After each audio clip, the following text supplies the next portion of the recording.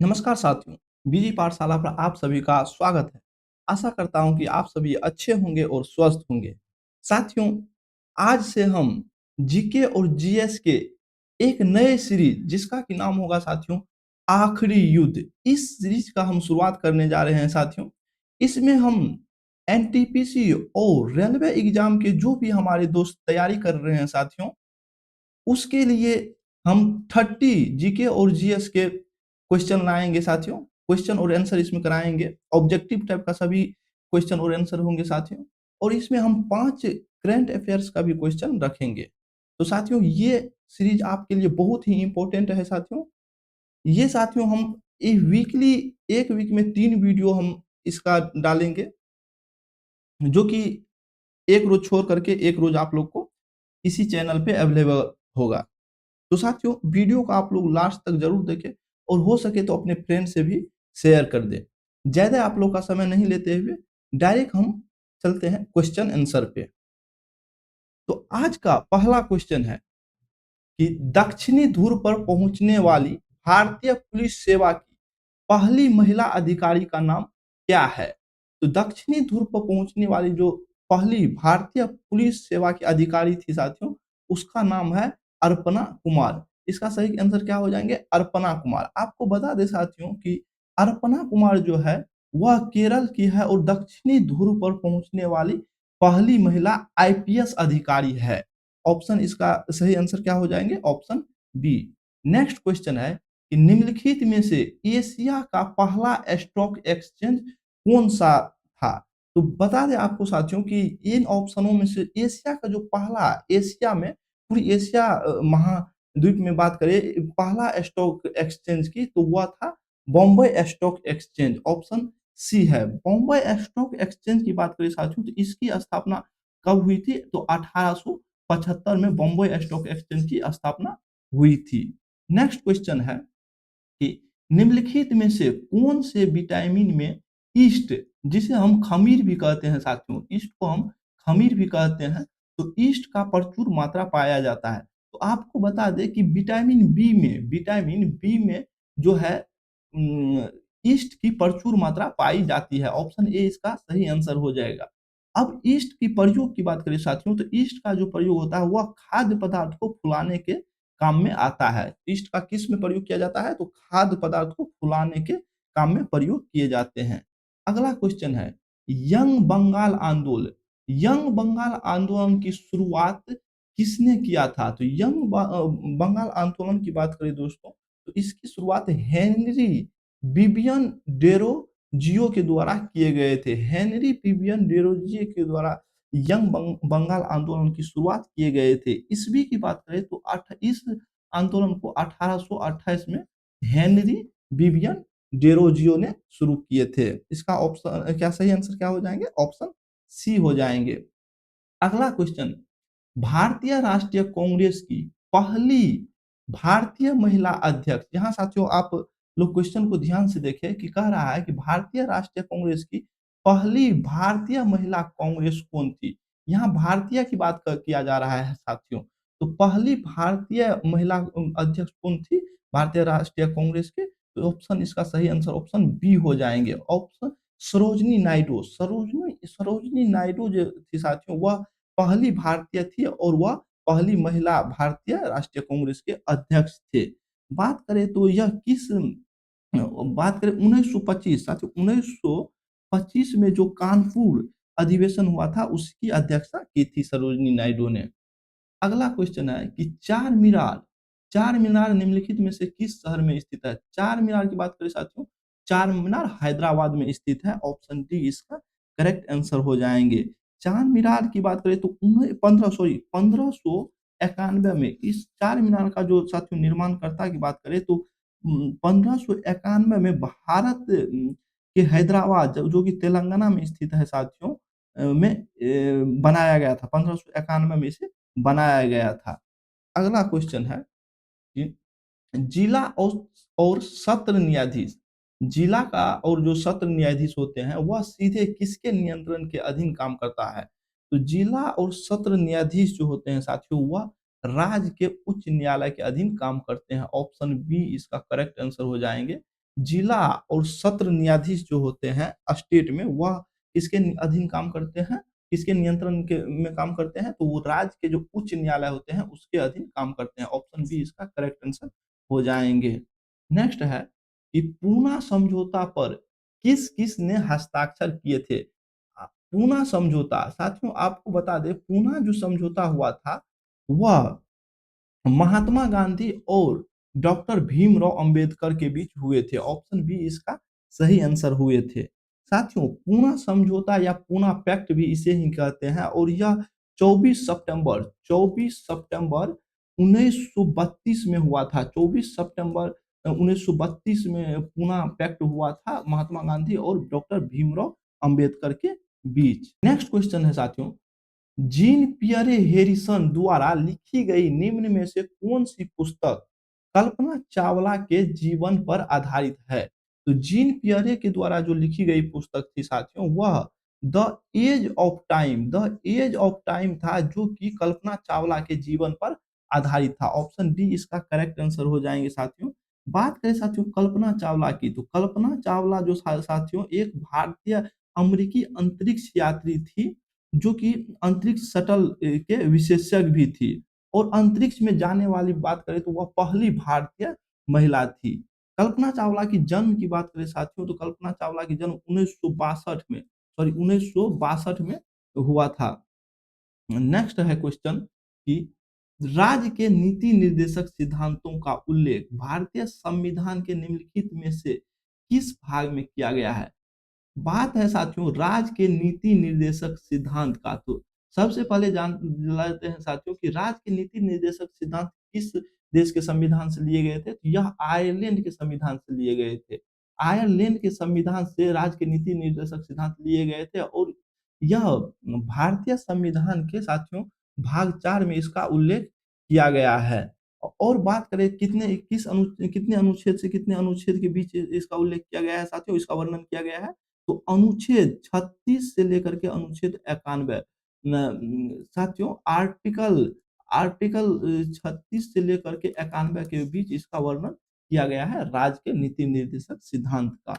अगला क्वेश्चन है कि वैश्विक खुशहाल रिपोर्ट वर्ल्ड हैप्पीनेस रिपोर्ट में वर्ल्ड हैप्पीनेस रिपोर्ट पहली बार किस वर्ष प्रकाशित की गई थी। तो साथियों आपको बता दें कि वर्ल्ड हैप्पीनेस रिपोर्ट जो है साथियों वह पहली बार यह 2012 में, ऑप्शन के अनुसार 2012 में प्रकाशित की गई थी। साथियों वर्ल्ड हैप्पीनेस रिपोर्ट की बात करें तो इसे 2013 में संयुक्त राष्ट्र ने अंतर्राष्ट्रीय खुशहाल दिवस मनाने की शुरुआत संयुक्त राष्ट्र द्वारा मतलब मनाने की शुरुआत की गई थी, लेकिन जुलाई 2012 में इसके लिए प्रस्ताव पारित किया गया था। वर्ल्ड हैप्पीनेस रिपोर्ट के लिए प्रस्ताव पारित किया गया था जुलाई 2012 में और संयुक्त राष्ट्र द्वारा जो प्रकाशित किया गया था इस रिपोर्ट वह 2013 में किया गया था। ऑप्शन बी इसका करेक्ट आंसर हो जाएंगे। नेक्स्ट क्वेश्चन है कि पेनिसिलियम, पेनिसिलियम एक क्या है। पेनिसिलियम की बात करें तो साथियों पेनिसिलियम एक कवक है। ऑप्शन बी इसका करेक्ट आंसर हो जाएंगे। अगला क्वेश्चन है कि निम्नलिखित में से कौन सा ऊर्जा एक नवीकरणीय स्रोत है। साथियों इन चार ऑप्शन में सौर ऊर्जा जो है साथियों यह एक नवीकरणीय ऊर्जा स्रोत है। बात करें साथियों कि नवीकरणीय ऊर्जा स्रोत की, तो वैसा ऊर्जा स्रोत जो कि प्रदूषण कारक नहीं हो, मतलब कि प्रदूषण नहीं फैलाता हो और जो कि प्राकृतिक स्रोतों पर निर्भर हो, उसे हम क्या कहते हैं नवीकरणीय ऊर्जा स्रोत कहते हैं। जैसे कि सौर ऊर्जा हो गया साथियों, पवन ऊर्जा हो गया, उसी प्रकार जल विद्युत ऊर्जा, ज्वारीय ऊर्जा हो गया, बायोमास, जैव ईंधन, ये सभी जो है साथियों कौन सी ऊर्जा का स्रोत है, तो नवीकरणीय ऊर्जा का स्रोत माना जाता है।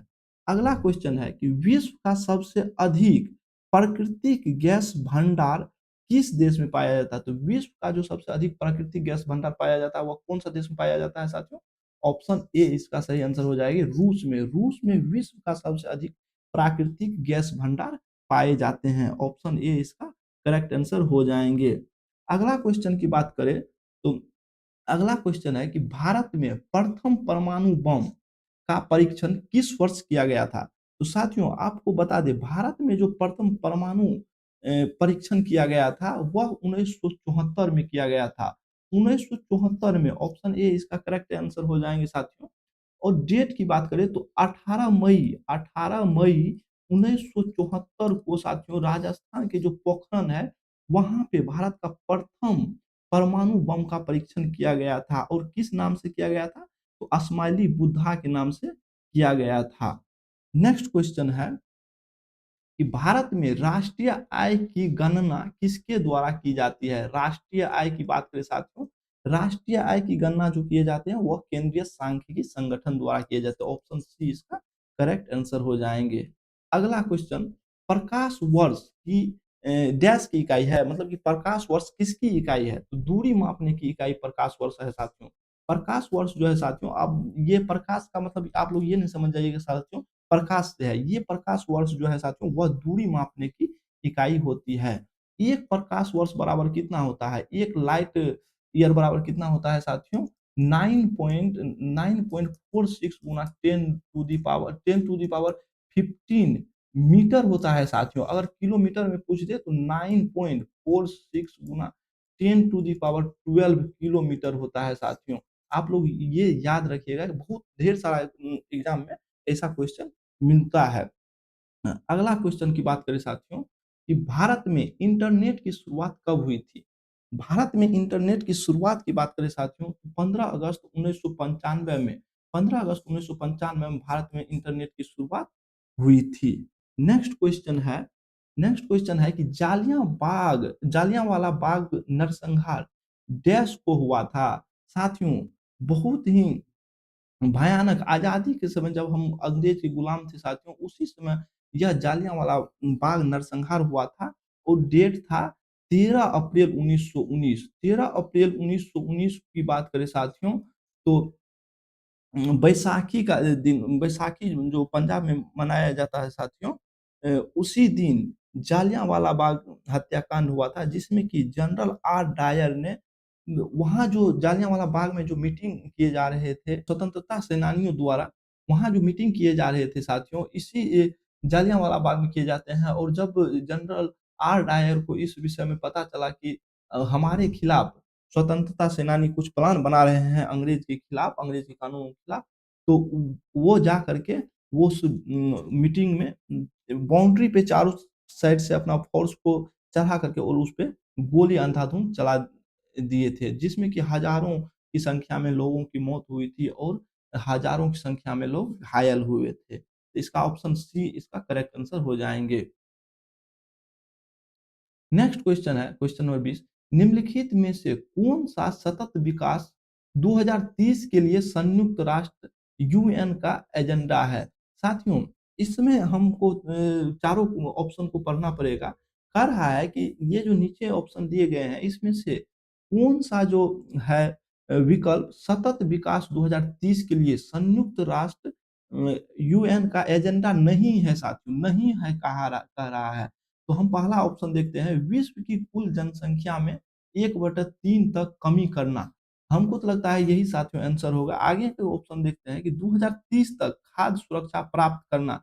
ये यूएनओ के एजेंडा में है साथियों। तो ये आंसर नहीं होगा इस क्वेश्चन का। अगला ऑप्शन है कि गरीबी कहीं भी, किसी भी रूप में हो, उसे समाप्त करना।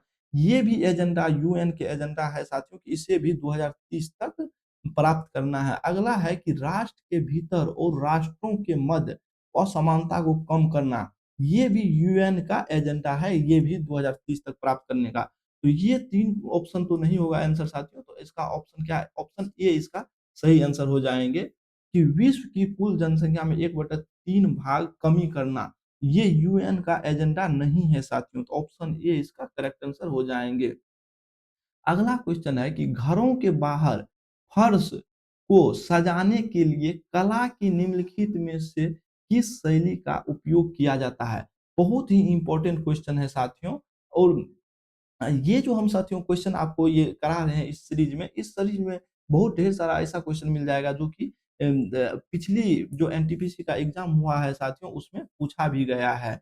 और इसमें साथियों आपको बता दें कि इसमें हम 5 जो क्वेश्चन लास्ट का कराएँगे वह करंट अफेयर्स का भी 5 क्वेश्चन होगा। तो 25 तक जो हम क्वेश्चन कराएँगे वो जीके जीएस से होंगे और लास्ट के 5 क्वेश्चन जो होंगे साथियों, लास्ट 6 मंथ का, अभी से लास्ट 6 मंथ का क्वेश्चन होंगे। तो इसका आंसर देखते हैं साथियों। घरों के बाहर बोल रहे हैं, सजाने के लिए किस कला का निम्नलिखित शैली में से किस शैली का कला की किस शैली का उपयोग किया जाता है? तो साथियों आपको बता दें कि साउथ में जो तमिलनाडु, केरल हो गया, इस सब में साथियों एक शैली कला का एक शैली का उपयोग किया जाता है। अपने घरों के बाहर रंगोली बनाया जाता है साथियों। रंगोली बनाया जाता है, जो कि देखने में भी वो बहुत अच्छे लगते हैं। तो वह किस शैली के तहत बनाए जाते हैं? तो कोल्लम, उसे हम कोलम शैली कहते हैं। तो ऑप्शन बी इसका करेक्ट आंसर हो जाएँगे। कोल्लम शैली के तहत यह रंगोली बनाए जाते हैं घरों के दरवाजे के बाहर।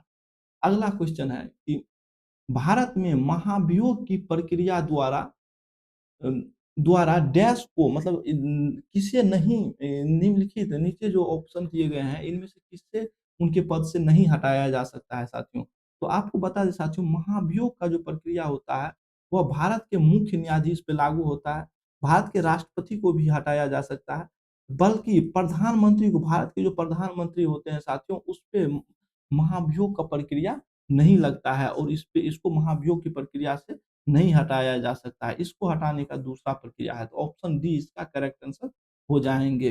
अगला क्वेश्चन है कि एलपीजी का पूर्ण रूप क्या होता है? तो एलपीजी का जो पूर्ण रूप होता है साथियों, लिक्विफाइड पेट्रोलियम गैस। एलपीजी का पूर्ण रूप क्या होता है साथियों?